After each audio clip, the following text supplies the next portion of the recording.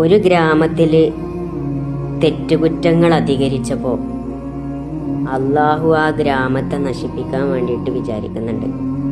അങ്ങനെ ആ ഗ്രാമത്തിലേക്ക് മലക്കുകളെ പറഞ്ഞേക്കാണ് നശിപ്പിക്കാൻ.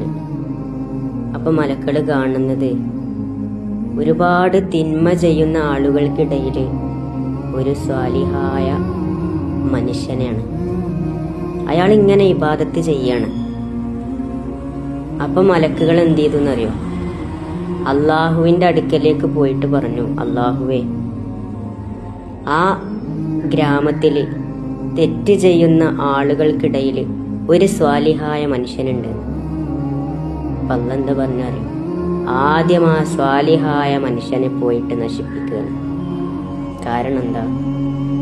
ആ മനുഷ്യന് നാട് മുഴുവനും തിന്മയിൽ അയിനാടുമ്പോൾ ആ മനുഷ്യൻ അതിനൊന്ന് എതിർത്തത് പോലുമില്ലാന്ന്.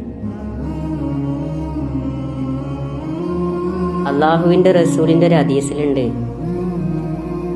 തിന്മ കാണുമ്പോൾ നിങ്ങൾ കൈകൊണ്ട് തടയണം. കൈകൊണ്ട് നിങ്ങൾക്ക് തടയാൻ കഴിയുന്നില്ലെങ്കിൽ നാവ് കൊണ്ട് നിങ്ങൾ തടയണം.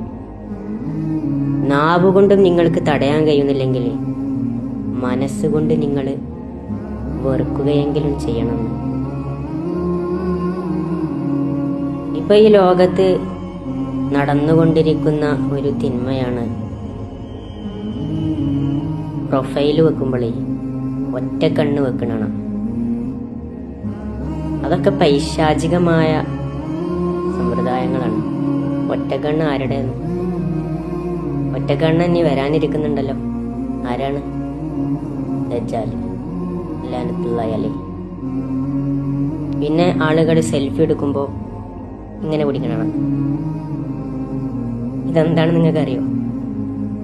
ഇതൊക്കെ പിശാച് കൊണ്ടുവന്നതാണ്. ഇത് കൊമ്പാണ്. ആർക്കാണ് കൊമ്പുള്ളത്?